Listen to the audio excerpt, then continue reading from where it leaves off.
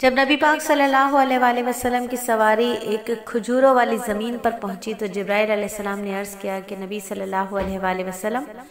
اب آپ اللہ کے حکم سے میں براق کو ذرا روکتا ہوں، آپ ذرا یہاں براق سے اتر کر 2 رکعت نماز ادا کریں۔ آپ اسی وقت براق آپ کا ٹھہرا، آپ نے کھجوروں والی زمین پر 2 رکعت نماز ادا کی۔ جب آپ نماز سے فارغ ہوئے تو جبرائیل علیہ السلام نے کہا، اے نبی، آپ کو معلوم ہے یہ کون سی پیاری سرزمین ہے؟ حضرت، یہ مدینہ طیبہ ہے، یہ وہ پیاری سرزمین ہے جہاں آپ مکے سے ہجرت کر کے نزول فرمائیں گے اور قیامت تک آپ یہیں رہیں گے اور یہیں سے اپنی امت کو لے کر جنت الفردوس میں داخل ہوں گے۔ دل کھچا اے عرض مدینہ تیری سمت، دل فدا اے عرض مدینہ تیری سمت،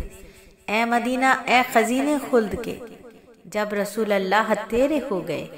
جائیں گے اٹھ کر یہیں سے خلد میں، اے مدینے کیوں نہ تو بھائے ہمیں، مصطفیٰ کو لے کے تو نے یہ کیا کیا، سارے عالم کے دلوں کو لے لیا، چین دنیا میں جسے نہیں آئے نہیں، تجھ میں آ کر وہ دیکھ لے بالیقین،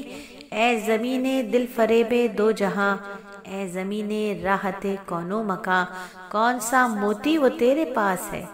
دل کھچے جاتے ہیں مخلوق کے، لے لیا تو نے رسول اللہ کو، قاسم فردوس عالی جاہ،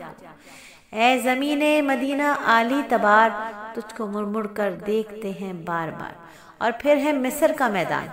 جب آپ عرض مدینہ میں 2 گانا ادا کر کے براق پر سوار ہوئے، اب براق نے سرزمین مصر کی طرف پرواز شروع کی، چند قدم ہی کہیں سے کہیں نکل گیا، حتیٰ کہ مصر کی زمین آ پہنچی۔ نبی پاک صلی اللہ علیہ وآلہ وسلم کو نہایت مہکا دینے والی خوشبو آئی۔ آپ نے جبرائیل امین سے دریافت کیا، ہے جبرائیل، یہاں یہ خوشبو کس چیز کی ہے؟ جبرائیل امین نے کہا، یا نبی، یہاں ایک اللہ کی بندی کی قبر ہے جس کے قبر کو اللہ رب العزت نے مہکا رکھا ہے۔ اے جناب والے جاں، اس اللہ کی بندی کی داستان یہ ہے کہ مصر میں جب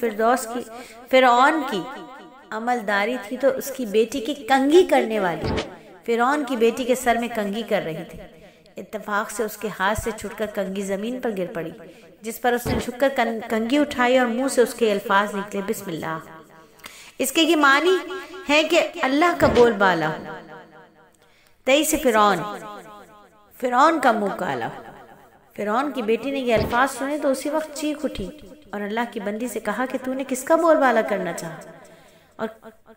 اس کے بعد میرے باپ یعنی فرعون کا منہ کالا کرنے کی دعا کی۔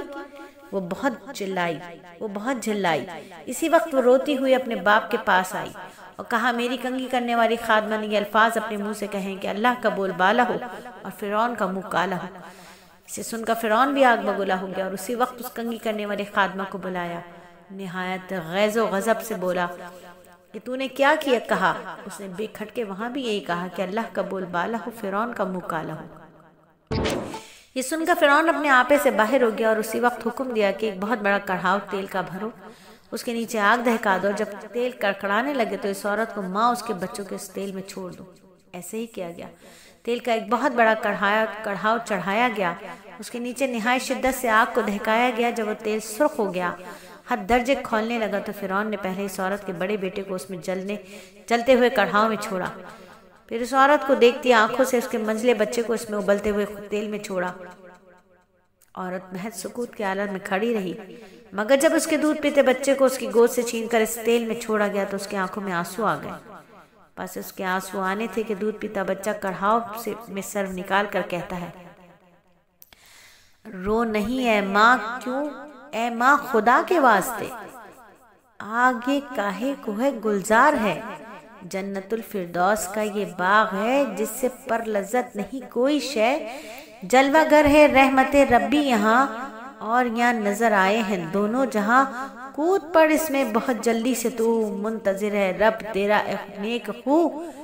چھوڑ سب کو آن مل اللہ سے، اور اس سے جنت الفردوس لے۔ یا نبی اللہ، وہ بند عورت ہے یہ جس کی بس مہکی ہوئی تربت ہے یہ، اپنی چاہتیوں کو بس لیتا ہے وہ، جنت الفردوس بس دیتا ہے وہ،